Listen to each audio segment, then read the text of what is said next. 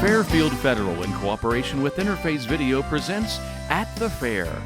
Brought to you by Fairfield Federal, Fairfield County Parks, Fleet Masters, Personal Touch Party Rentals, the Frankie Smith Funeral Home, Fairfield National Bank, Granville Milling, The Frame Shop, Fairhope Hospice and Palliative Care, Dagger Law, and Buckeye Lake Marina.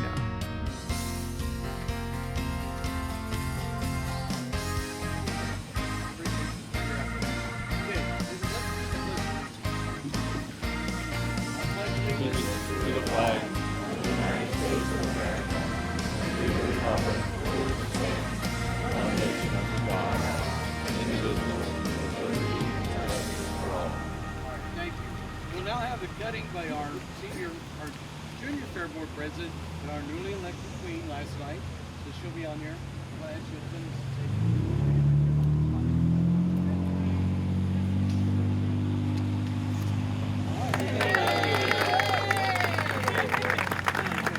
Again, thank you. We see you a lot this week, and we appreciate all your support. I would now like to introduce the Fairfield County Queen Coordinator, Angela Kreil, to the stage.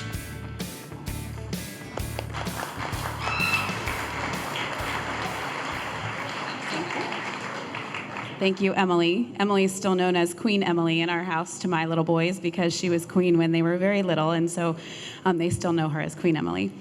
Thank you so much for being here tonight. These young, beautiful, amazing women are about to find out what they've been waiting for a couple of weeks. There were a lot of applications this year, and I know there's been some questions about why we have 9 and not 10 finalists, and that is simply because one of our finalists was not able to attend the interviews at the last minute, and so we can't have her be a candidate when she can't get interviewed, so we have 9 this year. As I told them earlier, this is a wonderful moment for them because they are 9 outstanding leaders in this community. They are 9 girls that every single young girl in this room should look up to. They are Athena winners from Pickerington. They are varsity soccer players. They have led food drives in their community. They are band members. They are athletes. They are state junior fair board members. They are all over this state, all over this county, representing 4-H and FFA in such a wonderful way. So we had 3 wonderful judges who interviewed all of these young ladies a couple of weeks ago, thanks to our sponsor, First Bremen Bank, which I think has been hosting our interviews for 40 years, maybe, a long time. I know at least 28. My interview was there, so it's a long time. And we really appreciate them. And those 3 judges selected a second and first attendant and a queen, which will be crowned tonight. I'm very thankful that I do not have any part in selecting who is queen because these young ladies are so outstanding. We're going to give you a chance to meet each of them right now. Thank you, Angela, for all the hard work that you do for the selection process. Before you hear the judges' selections, we'd like for you to meet each one of these girls. So as I call each candidate's name, they will please come to the stage and be escorted up so they can get a chair. And I'm going to ask you a question that you'll be okay with. So first up is Tatum Campbell. Tatum is 17. She is the daughter of late Timothy Campbell and Dawn Campbell Levy and Sean Levy. She attends Fairfield Union High School and is a member of the Blazin' Buckeyes 4-H Club and Fairfield Union FFA. Okay, let's see if this will move. Great. If you could meet one influential person in the world, who would you choose and why? I would definitely have to choose Walt Disney. He grew through his personal discouragements to never let his dreams fail. Very good. Very good. Yes, thank you. All right, next up is Sarah Hayes. Sarah is the 17-year-old daughter of Holly Landis. She attends Amanda Clear Creek High School and is a member of the Amanda Clear Creek FFA and Amanda Work and Win 4-H Club. Hi, Sarah. How are you? I'm good. How are you? Good. All right, so your question is, what is your goal for the fair if you are crowned Fairfield County Junior Fair Queen? My goal for the fair, if I'm crowned the Fairfield County Junior Fair Queen, is to build off of the wonderful, the wonderful foundation that we already have in place by incorporating new ideas from the fairs throughout the state and through my agricultural endeavors. Thank you.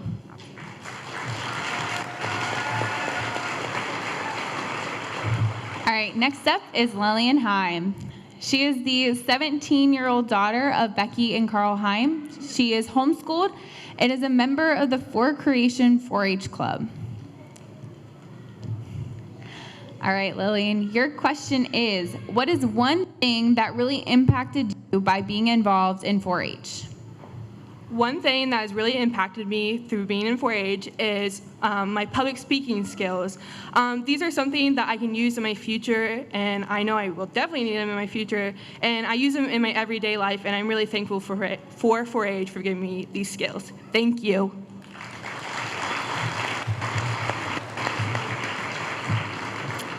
Next up is Caroline Mason. She is the 16-year-old daughter of Jeff and Laura Mason. She attends Morburn Academy and is a member of Unleashed and Pickerington Pet Pals 4-H clubs. All right, you ready for your question? Of course. All right, your question is, how will the skills you have learned through 4-H help you in your future? To fully answer that question, to identify some of the major skills that 4-H has taught me, which would be compassion, leadership, organization, responsibility, and the ability to work with kids, teenagers, and adults of all ages. All of these attributes come into play in my everyday life, and I know that they will come into play in the next year and a half as I prepare for college and as I serve as president of Key Club at my school and a couple other different amazing honors this year. I also know that these skills will help me as I pursue my dream career of being a pediatric nurse practitioner. Thank you.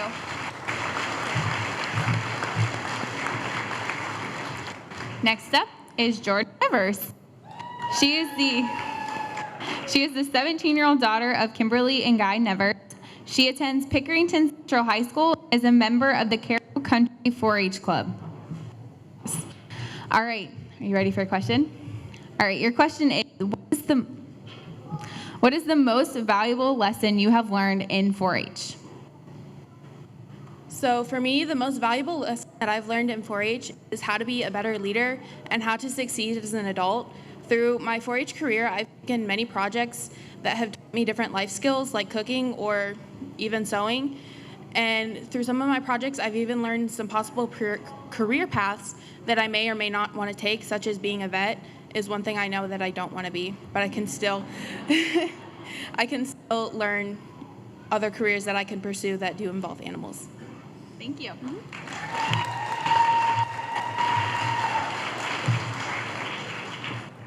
All right, up next is Sydney Sharp.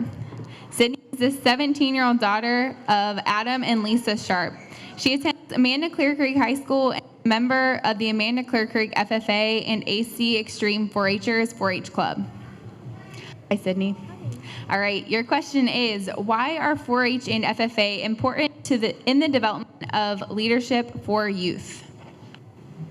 Of course. So what I have to begin with is truly without 4-H or FFA, I would not be standing here on this stage looking at all of you amazing people. And truly that means so much to me. When I was younger, I couldn't believe that I'd be up here. Only a few years ago, I was sitting right over there in the bleachers with Junior Fair Board family and saying, wow, what an amazing group of girls that is. And then finally, to round out the answer, is that I've learned so many different leadership skills, one of the most important being courage, which has been able to give me the ability to stand up here today and speak with all of you. Thank you so much, and have a great evening.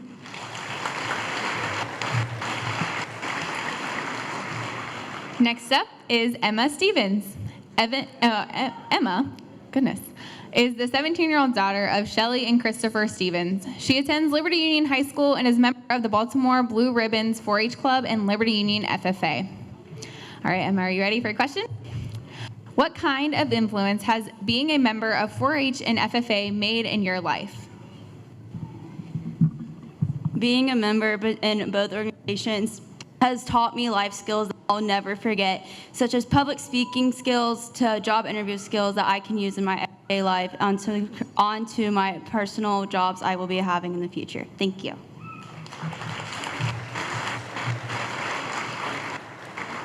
Next up is Alyssa Swick.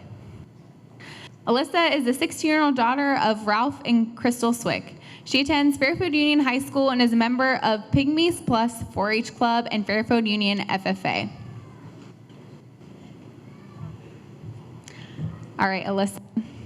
Your question is, what is the one thing we would not know about you just by looking at you? One thing you would not know about me just by looking at me is a little bit of a fun fact as well. I absolutely hate to get my hair cut. The last time I got my hair cut was over 2 years ago, and I got over 10 inches donated to the Pantene hair product company. And it really showed me how thankful I am to be able to live the life I do, and it made me appreciate that I'm able to donate to someone who needs the hair more than I do, and I'm looking forward to doing it again. Thank you.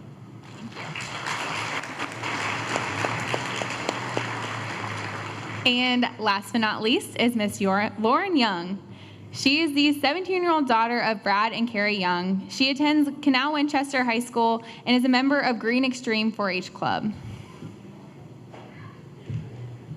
All right, Lauren, your question is, what skills have you gained through 4-H that you use in other aspects of your life? Thank you, Emily, and good evening, everyone. Throughout my years involved in 4-H, I have obtained many wonderful life qualities such as communication, collaboration, problem solving, and public speaking. I use these in my everyday life when interacting with others and working in groups, and in the future, I will use these for job interviews as well as in the workplace. 4-H has uniquely prepared me for life with all the wonderful opportunities it has provided, such as participating at the fair, and for that, I am so grateful. Thank you.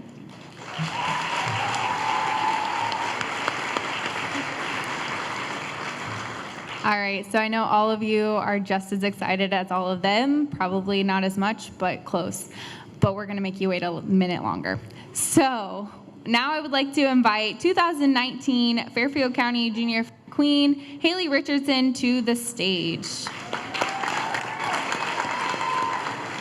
Do you have something prepared? Okay, so I'm just gonna go ahead and let her tell you about her year, and then once she's done, I'll come back up. So if any of you attended Panorama last year, you might know I'm a little emotional, so let's see how this one goes. Throughout my year as queen, this farewell speech never left my mind. It's hard to write something like this when you don't want to say farewell. The 2017 Fair Queen, Abby Skinner, gave me a journal and told me to write in it every day of the fair. So instead of writing a farewell speech to you all, I decided that I would read my first entry of my journal. October 7th, 2018. Tonight, I was crowned the 2018 Fairfield County Junior Fair Queen. This is hands down the best thing that has ever happened to me. I was in absolute shock when my name was announced, and the sound of the 2018 Fairfield County Junior Fair Queen is Miss Haley Richardson has still not left my thoughts. I never felt like I deserved such a high honor like this, and there were so many deserving girls on that stage with me. Yet, I was the one chosen. My family was there, even though I told my mom not to invite them, because I didn't want to let them down like I did the year prior. But they came and they cheered and they gave me hugs, and they were so proud of me. Sorry. My first attendant is Allie Poston, and my second attendant is Tatum Campbell. And I don't know them very well, but I hope this gives me a chance to spark a better friendship than I do already. I am beyond nervous that I will not meet everyone's expectations this week, but I am determined to try. I got home tonight around 11 p.m. to my parents waiting up on me. I quickly realized that I have no clothes for the fair because all I stocked up on was jeans and flannels, and we're not allowed to wear that. So where else do you go at 11 p.m. for Queen's wardrobe? Walmart. Now I am in bed writing this at 3 a.m. because I simply can't sleep. I have butterflies in my stomach, and I think my body is still trying to determine if it was all just a dream. Tomorrow is my first day of representing this amazing county. And I also have to hold a big pair of scissors in the morning, so I better get to bed. I'll see you tomorrow, Fairfield. Being crowned queen was and is still such an amazing accomplishment. I have loved every single minute of it, and I am so blessed that I got the opportunity to represent this amazing county. Throughout this year, I have made so many friendships and created memories that I will cherish forever. I've enjoyed visiting all the different fairs and meeting all of their royalties, and this experience is definitely one for the books. With this being said, I have thank yous to give out, and there's a lot, so buckle up. To my parents, Mom and Dad, if it weren't for you two, I would never be standing here, literally. You both have been so supportive of my 4-H career and have made all my dreams accomplishable. From the money you have spent to the hours you have stayed awake helping me with projects and the things you have taught in me and the life lessons you have given me, I am who I am because of you two. To my family, thank you so much for all your never-ending support, not just this year, but every year. And thank you for coming to my crowning last year, even though I told you not to, and I gave you a lot of attitude. To Lithopolis Livestock 4-H Club. This is where I got my start, and this is where I will finish. This little club means so much to me, and I am certain that I chose the perfect one to join 10 years ago. The constant support given to me by the members, the parents, and advisors is truly amazing, and I could not ask for better advisors to lead me on this way. I could not be here without them. To Tatum Campbell, I have so much to thank you for, but I'm gonna keep it simple. Thank you for your fashion advice, your car rides, and not letting us get killed at that shady gas station. Like I said before, this opportunity did give us a chance to spark a friendship, and I am beyond thankful to have you in my life. I love you. To Leslie and Aubrey and all of the office girls and everyone else, thank you so much for all you guys did for me. All of you have helped me with something different throughout this year, from advice to sending me like 1,000 invites. I swear my mailbox is still full of them. To radio interviews and just literally being there for me. I am so thankful to have such a supportive extension office behind me. To all my friends and my boyfriend, thank you for your support, your car rides, and simply just being there. Even though some of you have no idea what being Fair Queen means, and you don't really know what 4-H means either, but you know, you're supportive, and I really appreciate that. To the Senior Fair Board, thank you for your support and willingness to help me and giving me a chance. And I could go on with thank yous for the rest of tonight, but I know why you guys are really here. I hope that you know if you have impacted my life in any way this year, the years past, and the years to come, I am so thankful for you. I would also like to say thank you to Angela Kryl for making this possible, because it couldn't be possible without her. She runs the Queen's Contest. And to the girls on stage, I know you might have not listened to anything I just said, because last year I couldn't tell you what Abby said. But I want you to listen now. You all walked in here a winner, and you're all gonna walk out a winner. No matter what happens, I love you all, and I'm always here for you if you need anything. And in true Haley Richardson style, I would like to say, peace out, Fairfield County.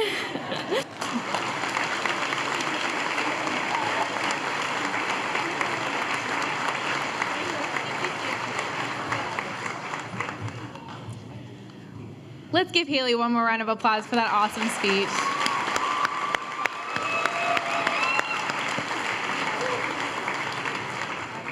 And we have a couple more thank yous.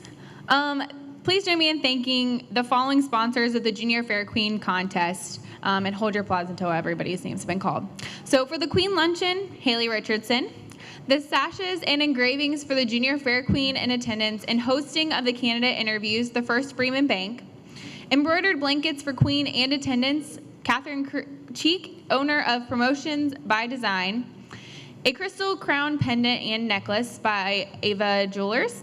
Queen's photo, Dave Saunders Photography. Corsages for all the candidates, Angela Cryle. It's my honor to donate arm bouquets for the Queen and attendance, and trophies and tiaras from Jake's Sportswear. So let's give them all one round of applause.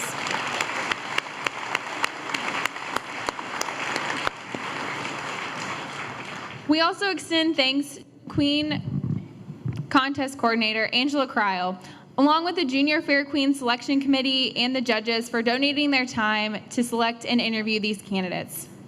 And now for the moment you've all been waiting for. All right, for a second attendant of the Fairfield County Junior Fair is Miss Tatum Campbell.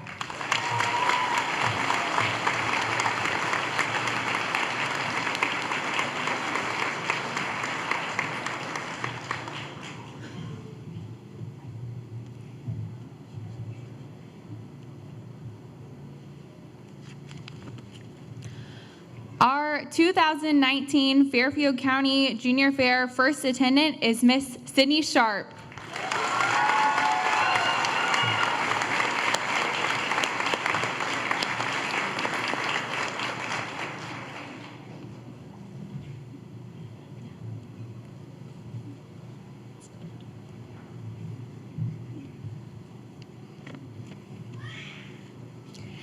And your 2019 Fairfield County Junior Fair Queen is Miss Lauren Young.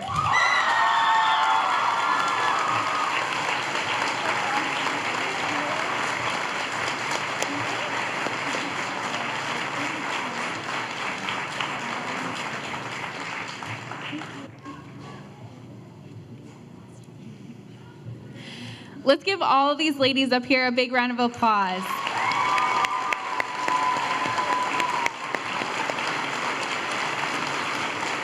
All right. Thank you all so much for coming out to the 2019 Fairfield County Fair, and we hope to have you back here the rest of the week. The three of you on stage stay, and then the outstanding 4-Hers, make sure you stay as well. But the rest of you have a fantastic week and a fantastic evening.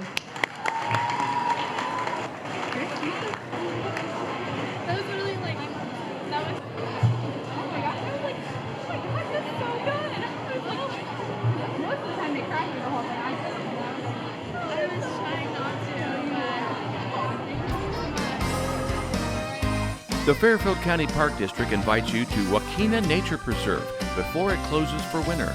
It's a beautiful time of year to take in the breathtaking views of the wetlands and the forest. All other parks are open year-round, so why not enjoy crisp autumn days walking the recently improved and extended Pawpaw and Walnut Creek trails at Smeck Park in Baltimore. Find these and our other locations at fairfieldcountyparks.org. At Dagger Law, we have more than 110 years of combined expertise in nearly every part of law. What I think sets us apart from any other law firm is our ability to work together. With us, you're getting a trusted partner, in addition to a team who can help you with a growing business, changing family, planning your future, or dealing with land issues. It's a challenge every day, and you meet an awful lot of nice people. Your case matters. We'll take the time and the energy to ensure that you have a quality experience, quality representation. Whatever you need, we have a lawyer who can help. Dagger Law. Local, trusted, experienced. The Frankie Smith Funeral Home and Crematory in Lancaster and the Johnson Smith Funeral Home in Baltimore have a long and wonderful history of serving our community. Feel free to give us a call at 740-653-0652. Stop in and see us at either of our two locations, 405 North Columbus Street in Lancaster and 207 South Main Street in Baltimore. Respect for tradition, regard for change. All right. right, we are back at the Fairfield County Fair. I want to thank Chuck Miller for stopping by a little earlier, and as he got things underway, it's a little overcast, but at least this morning the rain has stopped, and every indication is that the weather's going to be super for the 169th Fairfield County Fair. It's always fun to talk to the young people, and really that's what the fair is about, having the animals, the young people, and everything that goes on to the fair. So we're really honored to have the queen of the Fairfield County Fair, and the first runner-up to my right is Lauren Young, who is the queen, and then to her right is Sydney Sharp, who is the first runner-up. And Lauren, I'll come to you first. This happened last night. This had to be quite a rush. It was. I was very surprised, but it was a huge honor, so I'm very grateful. And you are a, what grade, senior? I'm a senior this year. Senior at Canal Winchester. Okay, and we have Sydney Sharp here too. And Sydney, you were up there last night, and they started naming off names. Even to hear your name on the podium, that is such an honor because there are so many qualified young ladies up there. You were the first runner-up. What were your first thoughts when this happened? Well, when I first heard my name, to be honest, I was like, is it really me? I don't think it's quite hit yet, but I'm super excited to start out the fair and, get to see all the kids out here today and get some good fair food. Yeah. Do you get the week off? I mean, in your capacity here, does the school allow you to come here pretty much every day? I'm not off for the week, but I am excused by my high school. So it's official. You can be here without getting in any trouble. Yes. Very good. Same for you too? Yes, so my school's actually really forgiving about this, so they give all the students help. Well, very nice. So what are some of the duties that you'll have to do now? I'm sure they talked to you about this prior, and you knew it coming in. It was not a great surprise, but what are some of the things you'll do for this entire week? Well, we introduce ourselves to visiting guests, and we walk around to shows, and we hand out awards, and we greet people. So just kind of being a spokesperson for the fair is a really big, important part of our job. And you, as you go about these jobs, any of these things that you're going to be doing this week sound like that'd be pretty cool? Well, so far this morning at 10 a.m., Virgil Strickler from the Ohio State Fair will be here this evening, so I'm looking forward to that. Yeah. And what grade were you in? I'll be a senior and Amanda Cruz. You'll be a senior, and you'll be a senior at high school. Is there any ideas past senior year in high school where you want to go, what you want to do? I'm not totally sure yet, but the goal is to be a teacher, I think, as of right now. Okay. And how did you just get nominated for this, or is this something that you thought this would be pretty nice to enter, or just luck of the draw? We applied for this, and then we went through an interview process, and then last night we presented ourselves at Panorama and kind of introduced ourselves to the crowd, and then we were selected by the interview team. Pretty unnerving to do the interview process. I imagine you've certainly been through this before. You're a senior in high school, you know the score. But I mean, to be out there in front of people talking about yourself, is that kind of unnerving?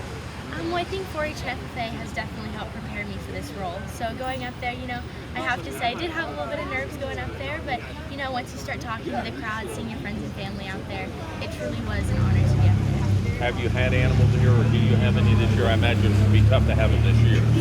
So actually, I'm kind of like a little bit different than everybody else. I normally do summer projects here at the fair through 4-H. The closest I've gotten to an animal here at the fair is a guinea pig. Okay. But everybody else in my family takes cows and goats. Do you have any connection with the agricultural end of things here? I take rabbits. I was actually the rabbit representative last year. So. Right, so this year will be a little busy for that one. Yes, it will. Yeah. Well, it's going to be such an exciting week. Sydney Sharp, Lauren, congratulations on your honors, first runner-up and queen. God, you're sharp young ladies, and we certainly wish you the best. Just have a fabulous year. Thank you Sure. so much. Proud to have the queen and the first runner-up with us at the 169th Fairfield County Fair. We're again here at the Fairfield County Fair, the 169th edition. Gosh, it's good to be out here. We're in the art hall, and we're just walking around chatting to people. One of the favorite couples we like to talk here are Cindy and Steve Smith from the Frame Shop, and you talk about iconic businesses in Lancaster, ones that have rich histories. You may not be the oldest one, but you're in the team photo of businesses that have been around here for a long time. Oh, Paul, I really appreciate that. I do. Not you personally. Not me personally, but your no. business is just one of those businesses that over the years you found a way to change and keep up with the times and do things. And it's still called the Frame Shop, but we'll talk about the other things you do here. But you kind of grew up in this. Oh, I did. Ever since I've been like 10 years old. Yeah, 1975. So, yeah. And your mom and dad's name were? Jack and Kay McLaughlin. And they ran this? Yes, they started it and, yes, developed it, and they've been gone both for a good while now. But. We've got the hubby, Steve, here, and you kind of wandered into this. Yeah, I did. Cindy and I actually been together since 1982, since we were 16 years old in high school. And her dad, about 1988, we just got engaged, got married in 89. And her dad says, hey, you want to learn how to do this? And bada bing, bada boom, I rolled in there, and here I am 31 years later. And we talked, I thought about, before we did the interview today, the frame shop's almost a misnomer, and I'm sure it's crossed your mind to change that over the years, because at one time, that's what you did, that's what you were known for, and you still do that, but we'll talk about some of the other things. That's just a very small part of your business. You do so many other things. We do, and it actually started out as the craft house, and the framing grew out of that, and then it became the frame shop. Two different businesses, and but yes, we have changed with the times a little bit. I mean, we have sold local art. We've sold art supplies in the past. We currently reproduce photographs on different substrates, so you can come in or you can email us your photograph, and we can put it on tile, wood slat, wood panels, metal, acrylic, tile coasters. But I mean, framing is our main business. We still do a lot of specialty shadow box framing, inexpensive prints also. We are the frame shop, but we have other things that you'll discover when you come in. Well, Tom's got some shots here, and they'll look at that while we're talking, but I see these Christmas trees with the frames. You've got those over there. You've got some great-looking pictures. You've got a nice little stand out here that shows some of the newer things you do. Well, thank you. We've got some gift items to put up on the counter, here later on today that we always sell, but Steve's the one that's really developed the Christmas trees. Those are so neat looking. Aren't they neat looking? And they're our leftover picture frame molding. So in other words, they're usually one of a kind, with the exception of the red, white, and blue. We do order that molding to do those Christmas trees, but we sell them for $20 a piece, and we only have so many each year. So once they're gone, he won't make any until after Christmas for the following year. So if you want them, grab them while you see them. Got Cindy and Steve Smith here from the frame shop, and Steve, engravings become a big part of the business, and everything you do for businesses that want their name on items like that, again, you just kind of, as Cindy indicated, change with the times. You've got a lot of different things. Oh yeah, the engraving we got into about a couple years ago, so we do ink pens, coffee cups, a lot of things for anniversaries, birthdays, weddings, Christmas. We do Christmas ornaments, and we personalize them so they're personalized right there. So you can put, names, dates, and several different things, as long as it's within the templates that I have on my system. Sure. Well, and again, that's just something that's kind of grown out of it, and now it's a big part of your business. You never know. You try things, and then you see what works, and this is something that's worked for you. Oh yeah, absolutely. Cindy's actually the one that kind of discovered this, so it was a great discovery. I was looking at some of the pictures, and again, Tom got some shots of those. Some of the names there are Ed Kitchen, I know. Who else? Yeah, we don't carry their prints in the store, but a couple of things this year. We do carry Dave Colder and Carol Bowen, and Boy, Carol and Dave's pictures are beautiful, aren't they? And Jerry Davidson, Oh, photography by Sue Finch. I know I'm going to leave somebody out. Ed does take care of selling his own prints, but what we do have are the St. Mary's prints this year that That's he beautiful. did of the church for the anniversary. And you have And yes, we do have a few of those. So you can actually contact St. Mary's to get the prints and then bring them to us to have them framed, and we have a frame special on them, and we have a couple of examples hanging here. Yeah, and one thing I'll mention that just a few months ago, I was able to bring my wife's uncle, Dwight Kane, for the Lancaster High School. The alumni, he was taken into the Alumni Association, and we had a picture of Dwight when he was principal at General Sherman. We brought it to you folks. You reproduced it, put it in a frame, and I tell you, it looks exactly as it. I mean, it doesn't look like it loses anything when you reproduce one and do it again. Oh, well, thank you. Yes. I mean, the quality is really, really good. The papers and the substrates we use are good. We do photo restoration, so if you have a tear in something or you want to take somebody out of the picture or add somebody in, Photoshop everything. yeah, we can do that too. So There's no limit to what you do. no, it's just evolving all the time. I'm sure it is. But custom picture framing. That's yeah. it, and that's why it's still the frame shop. That's why it's still the frame shop. Now, Steve, here's the test. Yes. Your phone number is? 740-654-9300. Now, can you do that without using your finger and pointing? Yeah, 654-9300. Your web address? Theframeshoponline.com. Address? Oh, No, Andy, the address. and the street address. Well, we always like to say next door to Frank Smith's, but it's 339 North Columbus Street. Again, you guys, Steve and Cindy Smith, you just have a wonderful business there. It's always fun to talk to you. And again, the work you do is just phenomenal. Anybody that's been there just knows you bring it in and sometimes people come in. I'm sure you guide people most of the time. Probably we don't know what we want when we come in. You'll tell us what we want and how we want it. But you do a great job down there. It's just a wonderful business. And again, another generation doing this, and glad to have you here at the fair. It's a busy week for you folks out here. I know you spend some extra hours out here and a lot going on, but I know it's a lot of fun. See a lot of people. Oh, we sure do. Oh, yeah. Love it. Yeah, Love it. yeah.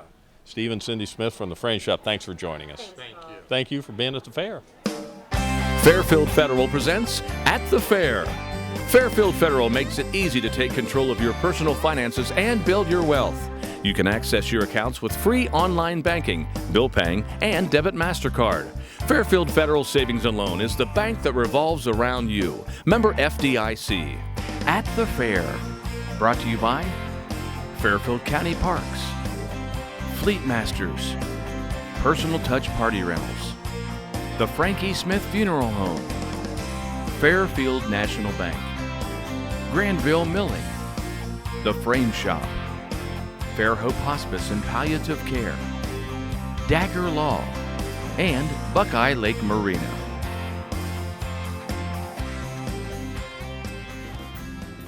Hi, I'm Carol Whittington, and I would like to invite you to stop by Personal Touch Party Rentals and Events, located at 1540 Hubbard Drive in Lancaster. We are a small family-owned business and have been servicing the Central Ohio and Hocking Hills area since 2003. Graduations with a personal touch, weddings with a personal touch, corporate events with a personal touch. Please call us today for all your party rental needs. 740-689-6991. Welcome back to the 169th edition of the Fairfield County Fair. Have you been here for them all, Rick? Almost. Almost. Missed one? Frank Smith got here a couple of years before I did, but I've been here for quite a while. Well, hang around. He'll be ready for you to come back. With Rick Schneider, always have a good time. Community educator with Fair Hope Hospice, and we're here at your booth in the Art Hall, and we're at, I guess we could say, the West End. It's the south wing for all the people who know north, south, east, west. Otherwise, we always said it was next to the big kid rides. When you go out through the art hall and you fly out the door, they got the big tilt-a-whirl and all the snake rides and all that kind of stuff. And so there's no place like home. Is that the kind of the logo we're going with for this year's edition? Yep, that's kind of our theme, because what we do is we care for people where they live, whether they live in a nursing home, their house, wherever they want to be cared for. In fact, in their house, we take care of them wherever they want. It's their house. So as a patient contact volunteer, I've had them in the kitchen, in the basement, in the garage with a street rod, and the family car had to go. The man wanted to stay with the street rod, so whatever they want. But the theme is there's no place like home, and that's what we do. When you've been ill and you've been going through treatment, you're always going to a facility, you're going to the doctor's office, you're going to the outpatient, wherever you're going. When you call us, go home and stay there. Enjoy life, and that's what we do. So there is no place like home. Well, hospice, I think, I've had some occasion to be involved with them over the years, and the folks that volunteer or the paid staff that you have out there, you just don't hear, like a typical business, you just don't hear anything negative about it. It is a place where almost any need that people have or people want, you survive that. Well, absolutely, and people don't understand what's going on. Everybody's focused on the illness up until they call us.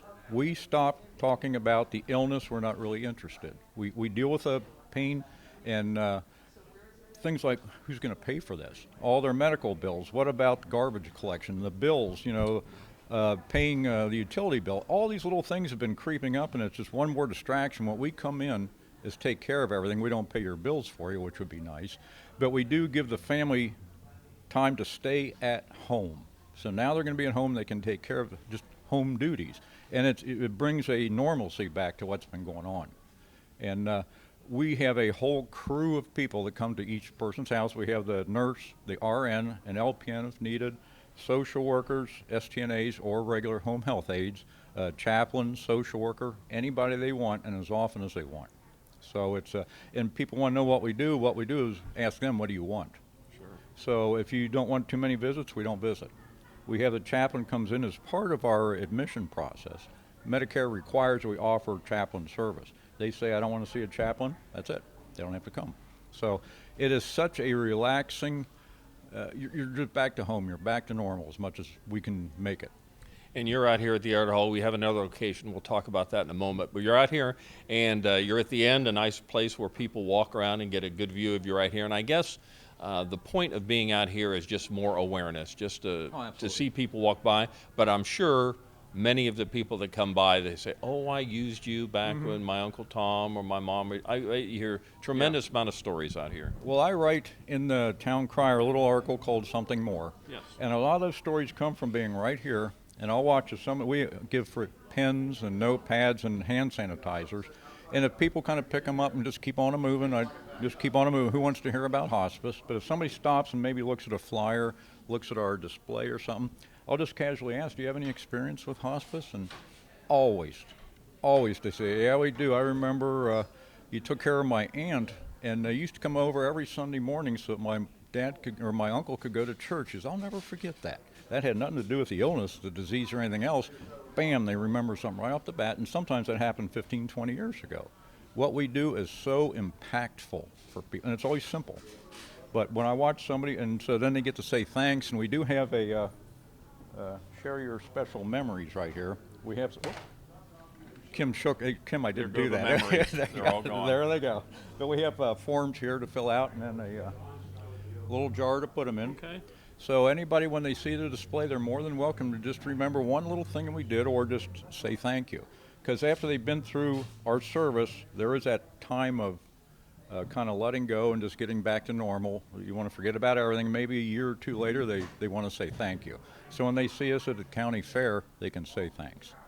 We're with Rick Schneider, the community educator for Fairhope Hospice. And again, we mentioned two locations. You're here in the Art Hall where everybody kind of remembers you, but another place you are is in the WLOH tent along the entrance off of Broad Street right there.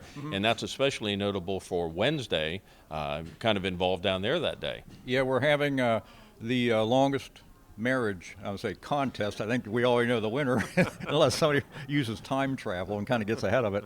But yeah, we'll be doing that from 12:30 to 1 at the WLOH tent. It's right next to the log cabin when you come in. You can't miss it. And we have a display set up, and we have popcorn for free. Everything Fairhope does is free, including our popcorn, and we have the pens. But we will be there on Wednesday, and it is Fairhope Day at the fair. Very good. Now we got a couple volunteers. You want to stop on over here, folks? Tell us who's coming. Yeah, this is Kenny and Janet DeLong, a married couple, and they're not actually from the agency. They're actual volunteers. Okay. You know, we didn't Come put on in here. Stand right next to Rick. Yep. 25 years. Very good. I'm going to guess you're Kenny. Yeah. How many years have you been a volunteer? About 9 years. 9 years. Yes. 25.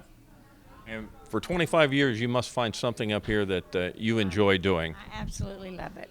What do you enjoy the most? Being with the patients and all of the employees, and now my daughter is with hospice now. Nice. She's a nurse. She's a nurse. And you've been here 9 years, so she talked you into coming? She did. I did a lot of hospital visits through our church, Victory Hill, Church of God, and I thought at the time, seeing a lot of my friends and family having to go through their difficulties, I thought, well, there might be something I can do a little bit better than just making my own calls to the people. So I volunteered then. She finally got me to volunteer. And you've done this for 25 years, 9 years, and you had to go through training on this. You just don't stop in and say, I want to be a volunteer, and they send you out there. You have to know some things. Yes, sir, you do. You have to, all kinds of training? Yes. Yes. All kinds of training on the right way to lift them, the right way to help them, you know, because you just can't do it yourself when you're hurting and you're sick. And you got to know the right procedures and the proper way of doing it. And what we do is we don't know what area of volunteering people will become involved. In fact, we had one person, when he went through the training a few months ago, he was wanting to do just fundraisers and things like that. And then after he heard different people talk to him, he wanted to become a patient contact. But you can do anything you want, and some people just work at the fair. So you want to volunteer and just be here and represent us, that's fine. We have like 5K, we do parades, but Kenny and Janet do everything. Well, the first 10 years I was at people's homes, taking care of their loved ones while they went shopping or That's got to be very gratifying when you do that, because these people love to see you for just a short period of time. They can get away. Yes, they do. And Yeah. don't you also do the No One Dies Alone? Yes. Okay. Yes, we both do. Yeah, no one dies alone. When they have no family to sit with them at their last hours of life, then we make sure they're not alone when that time comes. So we call it No One Dies Alone. And that's a big program for you. Absolutely, and it's amazing how many times that happens. Sometimes maybe somebody is from a different state and they move to Lancaster for a job or something, and most of their family's in another state. And the dying process is completely unpredictable. They could hold vigil for 2 weeks and nothing happens. They leave and something happens. And then some people have had a rough life, and maybe they didn't marry. Some people had some problems through life, and nobody wants to. There's all sorts of family dynamics. All we care about is that they're dying alone and nobody's there. Many times at the ICU, sometimes at a nursing home, sometimes in their home or at the Pickering In the house. hospital. Right. Yeah, and it's 24 hours a day. We have what they call a phone blast, and you get your phone rings, and what happens? Phone rings, and we answer it, and they say they need somebody to sit with somebody, and then we say we'll be right there. Yeah. So it's, again, just another service that over the years has kind of evolved, and hospice is involved in that because it's all about the patient. Absolutely, and you know, we have the couples, and we had a couple one time, they always went out had a date night on a Friday night, and they volunteered together, and the woman wanted to stop at her patient's home. She just got an assignment, it was a female, and she was doing that alone, and she went there with her husband, or brought her husband with her on their date night before they went out to eat. And she said, I'd never seen my husband show that much compassion and tenderness. And so sometimes when the couples do this, they learn more about each other by being in such a situation. It's a wonderful and as volunteers, and again, I talked with Rick a little bit about that before, you hear so many good compliments about Fair Hope Hospice. I mean, it's just, in my mind, 100%, just whatever the people need, they talk about that. For what you do for them, it's amazing. Well, did you tell them how we got our name? Well, the Fair three, Hope? yeah, the three counties is Fair for Fairfield, HO for Hocking, and PE for Perry. And you've learned that. We have learned that, yes. And you'd be surprised the amount of people that come by your booth, wherever you're at, whichever locations, and they say, oh yeah, either my grandma or my father or somebody like that out there. And we just can't thank you enough for the kind and care that you have done for them during that time. But they have asked, how did you get Fair Hope? That's a common denominator. Yeah. Well, thanks for your volunteer work up here. Volunteers do such an integral part and really keep the thing afloat out there. Absolutely, they are required by Medicare. 5% of our patient hours, our man hours, have to be provided by volunteers. It's part of the mandate when hospice evolved. Medicare wanted to keep it from becoming a big corporate business. They need volunteers. Hospice is started by volunteers. And we bring that just off the street look. We don't have degrees in medicine. We don't have, well, some of you guys are pretty smart. But, you know, we just take the normalcy and put it back in their lives. And that's what, like Janet was talking about, staying at somebody's home. It's just her and the person talking. Well, it's Fair Hope Hospice and volunteers and paid staff. Everybody does such a great job. Again, a wonderful place up there. Thanks for all your work and efforts you put in for 25 years and soon be 25 years before it's all over for you. I have no doubt. You're gaining. I have no doubt about that. Well, Rick, thank you. We always enjoy coming out here. Stop out here at the Art Hall, down at the LOH tent. You're down there. We've got popcorn down there. That's a plus. Free popcorn. Yeah, bring a Tupperware. We'll load you up. I shouldn't say that, should I? Here we go. Yeah, we're with Fair Hope Hospice here at the Art Hall at the fair. Welcome back to the Fairfield County Fair. We go around and meet different people and different businesses here in the Art Hall. Of course, there are thousands of things it seems like you can talk about here. One of them we like to come to is the Fairfield County Park District. We've got Director Todd Youngkin. Todd, welcome. Good morning. Thank you. You've got a busy week ahead of you here, and it's the same for all the people that man all these booths here. You have your regular job to do, right. And now you have to man a booth, and with the enormous staff you have, I'm sure that's no problem. Right, not a problem at all. No, we've got 19 facilities, so our small staff, 9 full-time staff. We try to split up time here at the fair with staff and volunteers, but this is important to the Park District, meeting the community and telling everybody about what we do. Well, one thing I noticed that you have here you have a new logo. We do. That's pretty amazing. We do. We had a strategic plan done in the last year one of the things that came up through the surveys was that people were having a hard time identifying what we did with our old logo. So we were a little skeptical at first. We bought into it and hired a firm, and through about 6 months we came up with a new logo. So we're excited about it, and I think it tells a little bit more, explains what we do. We do a little bit of everything from historic to natural resources. So you do more than just covered bridges? We do. We do. We do historic items and sites along with natural resources, conservation, wetlands, and recreation. So we do a little bit of everything, so we thought that the new logo needed to kind of show what we did. And how many parks is it you're in charge of? We have 19 sites. Now, it doesn't mean they're all parks. Now, Yes. It might be a covered bridge or rock mill or a cemetery, but we do have 19 facilities. And you've got some construction going on a couple of these even as we speak? We have a lot of construction going on. Basically, the two parks we focused on the last year are Manberg Park and Smeck Park. Manberg is not open to the public yet. That's relatively new. It is. We had hoped to get that open this fall, but it's looking more like spring of 2020. Right now we have 2 one-mile loop trails in the park, a new parking lot at the front entrance, a new parking lot in the rear entrance, back by what used to be the Manberg Lodge. That'll be the new Manberg Nature Center, and it'll have a wildlife viewing overlook, and there's a pond next to that, which we're also in the process of renovating. Amazing facility. Yeah, it's going to be really, really nice. It's about 7 miles east of Lancaster on 22. Right. And where is Smeck, and what do you have going on there? Sure. Smeck is in Baltimore, Ohio, and we have a new park master plan for Smeck. And the most recent thing that we've done to the plan is we've relocated a log-framed home that was donated. So we're excited. That will probably finish up in about 2 weeks, and then over the winter we'll continue planning on how we're going to utilize that facility, but it'll mainly be used for meetings, special events, and possibly rentals.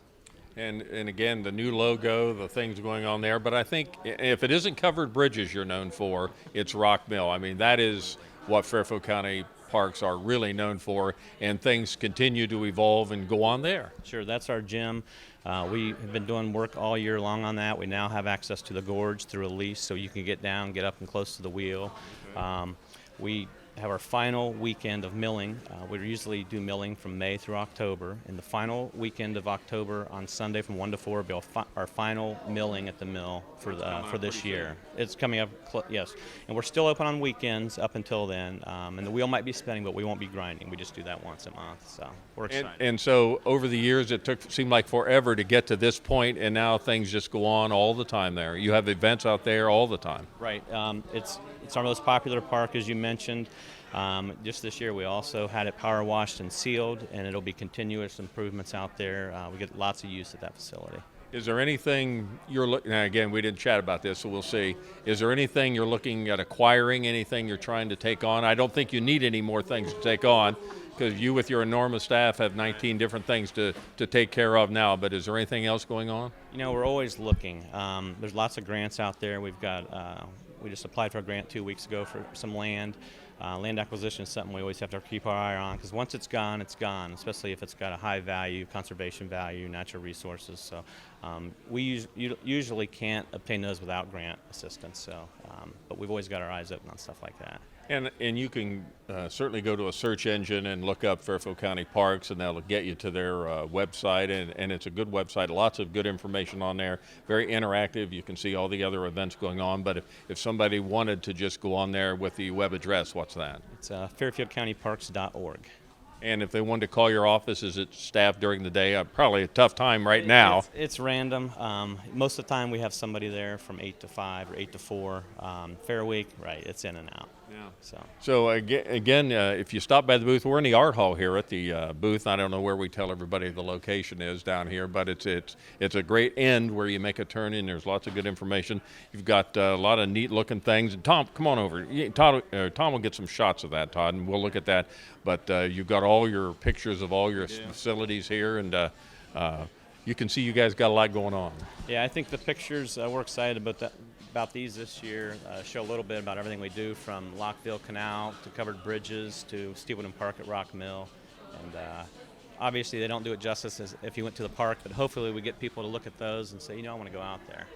Is there any way you can tap numbers, how many people visit your facilities? So many of the stuff is just wandering in, wandering away. Right. We right now those numbers are tough. We did put traffic counters in all of our parks, and right now we're kind of We started around May this year, so we've kind of got monthly numbers, but we're going to be have better idea at the end of the year, how many people we get. Each park's different, obviously, and the parks that we thought were busiest aren't necessarily the ones that are busier. We've got Cross Mountain Park down in Tarleton that is further away than most parks, but we're getting real high numbers on that park too. So it's a beautiful facility, and that's probably why. Once people find it, they want to go back. And I guess you find that out. You do studies. You have folks come in and talk about things, and some of your maybe things you had in your mind that this is going to be a way. They're not going to show me anything new. Well, you do learn some things. Oh, sure. Every time you go out to the parks, you learn something new. Even when you go to a covered bridge, you might go out to look at the covered bridge, but you're over a beautiful creek with a beautiful riparian corridor, and you look at the fish in the water. So you're kind of combining the historic and the natural resources. So every day when you come in, I bet there's no lack of something to do and something you had no idea you would be doing. Absolutely. Every day, I never dread coming into work, but I also don't know what I'm going to be doing every day. So you don't dread it, but it's going to be new every day. Absolutely. So the covered bridges, how many of those do you are in charge of now? We have 9, but 5 of them are open to the public right now. So, we've got one over at Lockville Canal Park, one at Rock Mill. We have Arnie Run, and we have 2 out at Two Glaciers Park also. So we've got 5 that people can see right now. We've got some plans for what we're going to do with the other ones also that we're working on. So if they want to come out and see the construction work that you're doing at SMEC and up at Manberg, people can, Manberg's not open yet? Right. Manberg will probably be open spring of 2020, but SMEC is open right now. We have a beautiful new staircase down in the ravine, and we've got 2 miles of trail there, and the new master plan we'll be working on for the next probably 5 years, but every time you go out, you'll probably see something new. So in the master plan, there's something going on. Many of the parks, if not now, that they will be occurring? Correct. It's a long-term plan, and financially, that's obviously what controls the construction. But currently, SMEC and Manberg is what we're working on. With Todd Yonkin, who is the director of the Fairfield County Parks. Todd, thanks a lot. Enjoy staffing it out here. I'm sure you always make new friends and see all new people here, and that's really why you're here, is just to let the public know, because I think maybe it's a well-kept secret, some of the things you do around here. Right. No, when people look at the map, they usually point and figure out where they live, and they're like, wait a minute, I live right here. And then we try to have a park within like 20 minutes from every county resident. Really? That's That's the goal. Yes. Pretty good with that now? We think we are. Yeah. We think we are. So. There's always somebody will tell you you're not getting it done. Right. Todd Yonkin, the director of the Fairfield County Parks District. Todd, thank you, and have a great week here at the fair. Thanks, you too. Appreciate it. Thank you.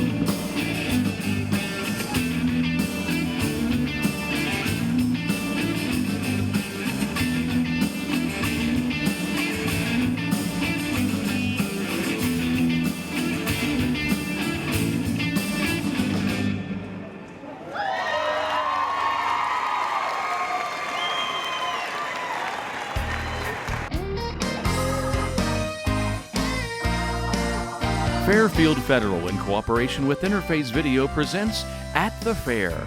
Brought to you by Fairfield Federal, Fairfield County Parks, Fleet Masters, Personal Touch Party Rentals, the Frankie Smith Funeral Home, Fairfield National Bank, Granville Milling, The Frame Shop, Fairhope Hospice and Palliative Care, Dagger Law, and Buckeye Lake Marina.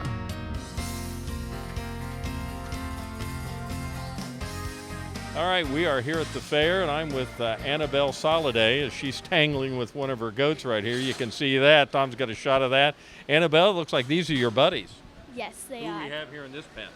This is Marshmallow and this is S'mores. You name them after candy things, marshmallow and s'mores.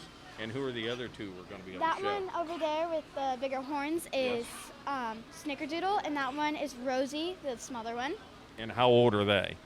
They are all about, well, she's probably about either 2 years, 1 or 2 years, and the rest of them are about 5 or almost 10 months or so. I'm not very sure.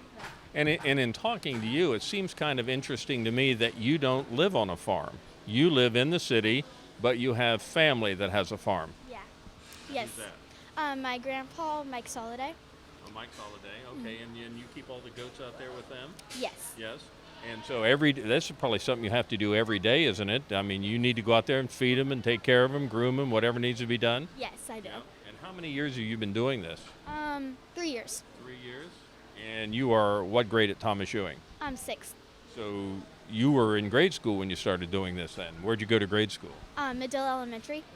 Okay. So now you're doing this, and you've been doing this 3 years, and you've got the showing later this week? Yes, Tuesday. Tuesday. And then what's the process there after the showing? What happens? So you basically just come back to your pen, and then if you have more animals, you just show them. And then on Fridays when they get on the trailer, and then they go. So you'll be showing all 4 of these? Yes. Yeah. And have you had other animals? Well, of course, you started in the 6th grade, so I doubt if you had more animals prior to this. But how many more years will be working with goats? Until the end of 4-H, and I'm going to be doing like steers. Maybe Well, that was going to be my question. So you're going to be at some point move from these goats to what? Steers? steers and. Do you have a steer yet, or you're going to get No, one? we're going to get some. Yeah, yeah. And then what's your hope for that? That's out on Grandpa's farm again? Yes. Yeah, yeah. So the Soliday family, and you don't have any other brothers or sisters that are involved in this? It's just you? Well, no, my mom, my grandpa, it's been going on forever. It's been a family trait. So that was how you got interested in it, was your folks had interest in it and do that. Now, what 4-H club are you in? I'm in the Carroll Country. Country, Country. okay. And are many of these goats in here with your group? Yeah, there's some right over there, here, a lot of them. So this is something, how long have you had these goats here in particular to bring them to this point? I've only had these for a few, these little ones for a few months. She's been in the barn more than them, but because she's one of the does. So here you go to Thomas Ewing. You have to go to your grandparents' house daily to take care of the goats because they're not going to do it for you. You do it on your own. That's part of it. Plus, you have all your other schoolwork to do. You pretty busy? Yes, it is, especially during fair time too. Yeah. And so are you out of school? They give you you're at Thomas Ewing. Does Mr. Poston allow you to leave there now and get out? Yeah, we just call them and tell them that, and they said, okay, thank you for calling. Do you have a lot of your classmates that are involved in the fair? Yes, a lot. Usually rabbits, goats, a lot of different ones. Candy making. Probably not so many steers at this point. When Right. you're smaller, that would be something you do when you get to high school age. Yeah. Are you looking forward to that? Yes. Yeah. What is it about goats that attracts you to them? Why did you choose goats? Because you could have chosen rabbits or anything. I think they're more big babies, and they're more easier to take care of a little bit in a way. I mean, they're still hard to take care of, but you get to walk them around, and they're very sweet. And well, they seem to be just like having a pet. I mean, they're just like a dog where they want to come up and be friends with you. You can walk them around. You enjoy that part of it? Yes, we sometimes have like little dog leashes and take them around on dog leashes, so it's pretty fun. You enjoy being out at the fair doing this? Is this fun for you out here? Yes, very much. It's my favorite thing and part of this year, so always look forward to it. Do you hope to someday have a farm, or is that something you're interested in, or is this enough? I don't know what to tell, but I mean, I would love to. I don't know. See where it leads you, Yeah. But you're enjoying this right now with the goats and then the steers in the future. The mom and dad pretty helpful with you on this? Does it take everybody to do this? It's usually my mom and a lot of other people. Sometimes it's my mom, sometimes it's my grandpa, or it's just me doing it. So, just So depends. it's a family soliday tradition to be having somebody here at the fair. Your folks had it, probably your grandparents had them here, and then you're the latest. Yeah, so far. And then my cousin's gonna be doing it. Oh, is so. that right? Yeah. Does she have goats? Well, he has like my goats. We just come in the barn and sometimes he helps out. So he's only 3, so he has a while. Oh, he's got a ways to go yet. Yeah. Well, good luck here with your animals, with your goats. Good luck at the shows, and well, we'll look forward to seeing you in the future. And maybe as you move on with this, maybe we'll be back talk to you when you have more goats, or maybe a steer. Well, that'd be pretty cool, huh? Yeah. Annabelle Soliday with us here at the fair. Thank you, Annabelle. Thank you. Thank you. I'm here back at the Fairfield County Fair again. This is the 169th edition, and we're here in the cattle barn. And we found a young man here who was raising some cattle here, or at least a cow, and his sister has one. We'll be talking about all that. Talking with Aaron Sharp here. Aaron, you are a senior at Amanda Clear Creek High School? Yes, sir. Right. And the one that we can't, from where we're standing, Tom's got a good shot of it, but Alan back there, that's yours? Yeah, the smaller one, laying down. Okay, and how many years have you had Alan? So I've only had him for a few months. He was born back Okay. in the late winter, early spring. We just raise him up as a dairy feeder, so we raise him up for beef. We sell him after the fair here, send him to the packer, and then they raise him out, and they send him to slaughter, get meat out of them, and they're not raised to be breeding cattle. Okay. And so the other one here is Charlie, and Yes, that sir. belongs to your sister, Sarah. Yeah, it's the larger one. It's about a month older. Has a pretty big size advantage on him, but they both are pretty heavy set, pretty well built. This one, because he is a little older, might have a bit of an advantage in terms of he's had time to fill out more as an animal than the younger one. But So it's my understanding, just us talking before we went on the air here, that you've been doing this since, what, 3rd grade? Yes, sir. Right. And what'd you start? You didn't start out with cattle in the 3rd grade. actually, we did. Oh. So we started out with cattle in 3rd grade, and then we added in goats shortly thereafter. Started with pygmy goats, and then we moved to market goats, the boar goat breed, over in the goat barn, which is just right over We over were yonder. just there, yeah, and that's where you spent a lot of your time. And how many years you been over here? We've been here every single year, so locations moved a little bit, but for the last 5 years or so, we've been consistently in the middle here, and then in the center ring with our cattle. Some years we'll have dairy breeding cattle, just depends on the year. This year we do not. She might bring some next year, I'm not sure.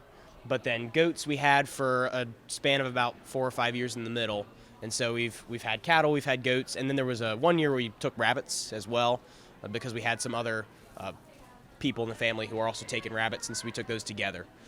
Have you had any of those, rabbits, goats, cattle, any of those that have appealed to you more, that you enjoyed more than the others?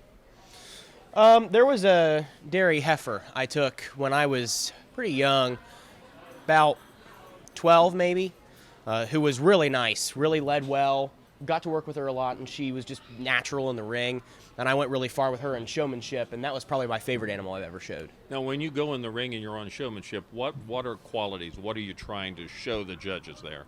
So really you're just trying to show the judge that you have worked with your animal, that you have a little bit of an attachment with it, that you kind of understand each other, you can work well in the ring, and that you have a pretty good knowledge of the breed of animal as well. So you're trying to prove to them that you just didn't wander in here yesterday, pick up this cow, and then walk around, and that's your event. Right. That's everything. You've done this for a long time. Yeah. Okay. Do you have an interview you have to do too? You have to talk about the animal any?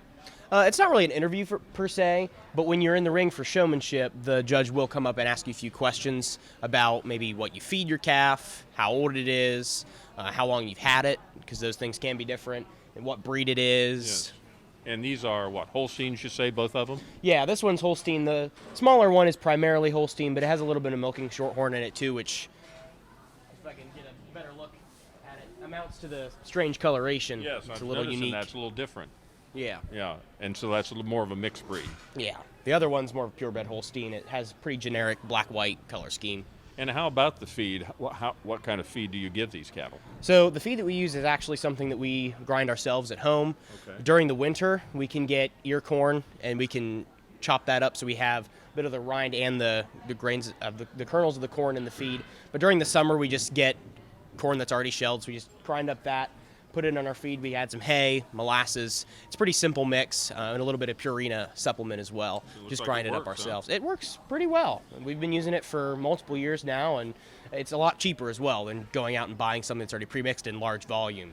I was talking to a young lady a little bit ago over in the goat area, and she goes to Thomas Ewing here in town, and then her grandparents have a farm where she keeps the goats. Oh, yeah. So she has a school, she goes there, and then, keeps the goats here and stuff. But for you, it's a little better because you have farms that you're engaged with your parents. Right.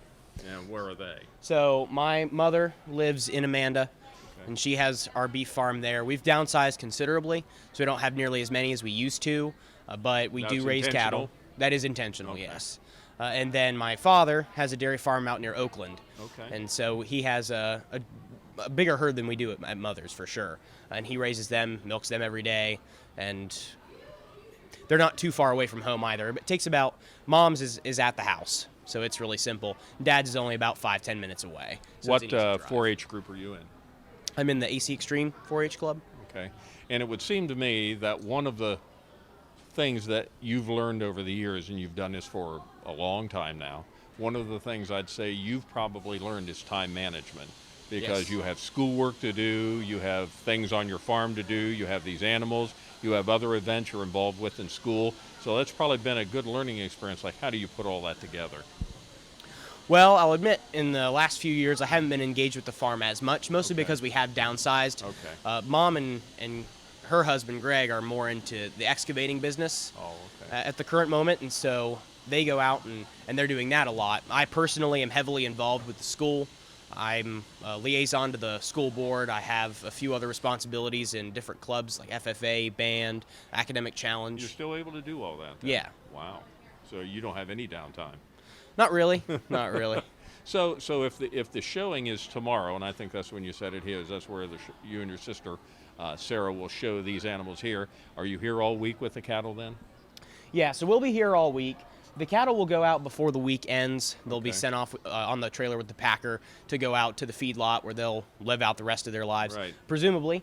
They'll be here most of the week, though, probably about Thursday. It depends. Some years it changes. I believe it is Thursday this year is when they'll head off on the trailer. But we'll be here after that till about Saturday is when we'll pack up and head out, or maybe Friday night is when we'll pack up and we'll leave. But otherwise, we're here every day, most of the day, just working with them and just being with everyone else around the barn in the environment. Are a lot of your 4-H buddies and girls and guys around here, they all involved with cattle or other animals? A lot, yes, but for the most part, a lot of the people who I know who still show animals, because some of them did in the past, and they've kind of gone out of it as they got into high school. We do have a decent amount of people, especially this year, that show dairy cattle. But one thing I have noticed is that in the past few years especially, the hog show, the goat show have become larger. The rabbit show has become larger. Yeah. The cattle is shortening down a little bit. As I've said before, our cattle farms, we've been downsizing. It's a pretty common thing, just because, especially the dairy industry, the prices aren't as good as they were before in the past, and so it's not as lucrative to be in the business, and so not as many people, especially family farms, are into it anymore, and so the number of people's just naturally gone down because of that. I think I just heard that last night, where the amount of dairy farms is dramatically down through the years. And I'm sure that's all about money. It generally is everywhere, but the amount of dairy farms have really been cut back. Yeah. So you're finding that any of the farms or any of the young people you're with, everybody is kind of in the same boat? Yeah, as far as my most of the friends that I have outside of 4-H aren't anywhere close to a dairy farm, aside from maybe my own or just a few other in the area, which they're all represented here if they have a dairy farm, because there just aren't many left outside of the large-scale farms that can afford to operate. Sure. So now you're a senior, you'll be graduating this year, and you'll be moving on. Any plans beyond this? So I do plan to go to OSU. Okay. And Major yet, or just still up in the air? I have narrowed it down some. I'm interested in political science and law and psychology as well, and or education. There are a few different fields that interest me just based on what I do and what I know about those fields, based on what I'll do every day or what the salary is. Obviously, salary comes into question. Sure. So would you say that your time in 4-H has kind of prepared you to move on and the things you've learned in terms of time management and being completely in charge of an animal, being the guy that's made the decisions on how things are going, you think that will help you beyond high school? I think so. It really teaches you responsibility, how to care for something else that's not just an inanimate object. It's another life form. You have to make sure that it's well fed. You have to make sure that it's well cared for. You have to make sure that it's generally happy as a creature. You got to make sure the cattle are happy. Otherwise, they won't grow. Sure. And overall, it just, like I said, responsibility is extremely important. Respect, two really important things in the workplace, and I think those will go a long way in forming relationships with your colleagues and being able to work your way up through positions and just generally being a better member of society. Well, I hope the people you meet are as nice as the cows you work with, because these are very docile and very easygoing and good guys here, so you've probably enjoyed this time. Oh yeah, this year, like I said, I haven't gotten to work with them quite as much as I would have liked to. When I was younger, I had plenty of time to do that, and we had some animals back then that were less docile for sure. Yes. And now life happens and you just get involved. Yeah, and so I like doing it. This is my last year, so Are you sad to move on from this? a little, but at the same time, I've been doing it for a long time. It's time to New challenge. new chapter, new challenges. Step forward and accept those for what they are, and see how life goes. Well, good. Aaron Sharp has been our guest. We talked to he and your sister Sarah, so good luck with Alan and Charlie here. Thank you. And have a good week here at the fair. Enjoy that. Do you get to go out much and enjoy around? You get to see any of the rest of the fair? Yeah, I do. So yesterday I was able to walk around some. I'll probably later today when my sister comes back or when Mom gets here, if one of them holds down the fort, maybe I'll go out and check out some of the animals. Definitely the goats. They're just right over there. Right, so right. probably go around and see what's up. I'm probably not going to go on any of the rides or anything, Those days have passed. I understand. Yeah. Well, good luck with your cattle here, Aaron, and your sister also with Alan and Charlie. Good luck here, and then as you move on, success. Good luck. Thank you. Thank you very much. Aaron Sharp from Amanda Clear Creek has been our guest. Fairfield Federal, in cooperation with Interface Video, presents At the Fair. Brought to you by Granville Milling. If it swims, crawls, walks, or flies, we feed it. Granville Milling is located at 400 South Main Street, or visit their website at granvillemilling.net. By The Frame Shop, the difference is in the quality. Custom picture framing, art supplies, galleries, prints, and much more. Stop by and check them out Tuesday through Friday from 10 to 5 or Saturday from 10 to 2. Located at 339 North Columbus Street in Lancaster.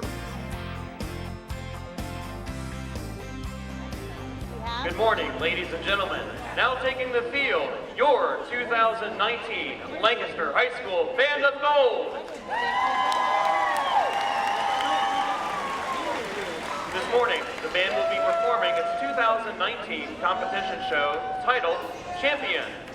Selections include Fly to Paradise by Eric Whitaker, Red Pony by Aaron Copeland, My Old Kentucky Home by Stephen Foster, and William Tell Overture by Rossini.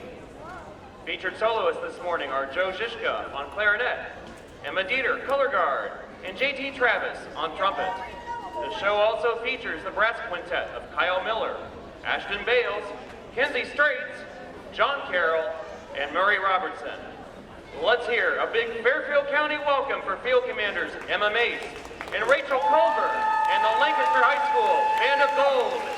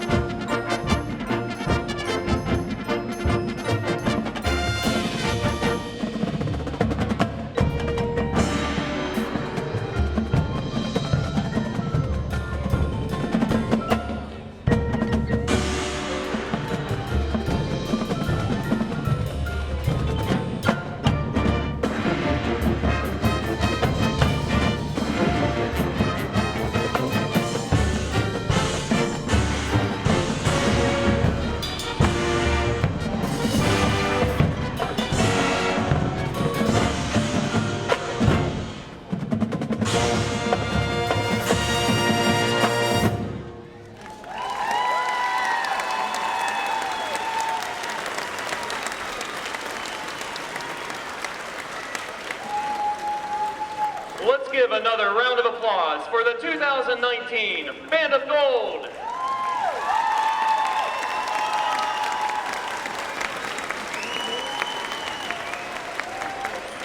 And now, for a Lancaster High School favorite, Long Train Runnin'.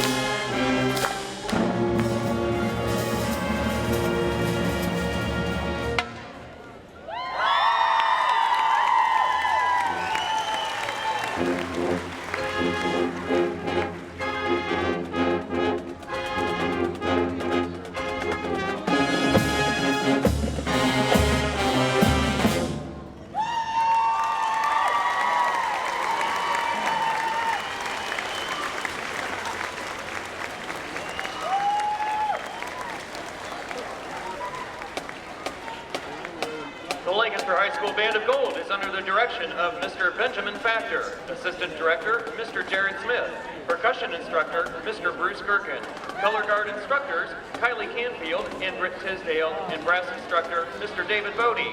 The band recently received an overall superior rating at the 39th Annual Band of Gold Invitational, qualifying them for participation at the OMEA State Marching Band Finals for the 39th consecutive year.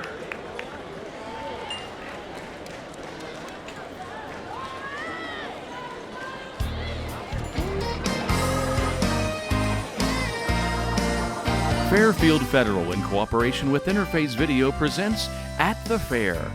Brought to you by Fairfield Federal, Fairfield County Parks, Fleet Masters, Personal Touch Party Rentals, the Frankie Smith Funeral Home, Fairfield National Bank, Granville Milling, The Frame Shop, Fairhope Hospice and Palliative Care, Dagger Law, and Buckeye Lake Marina.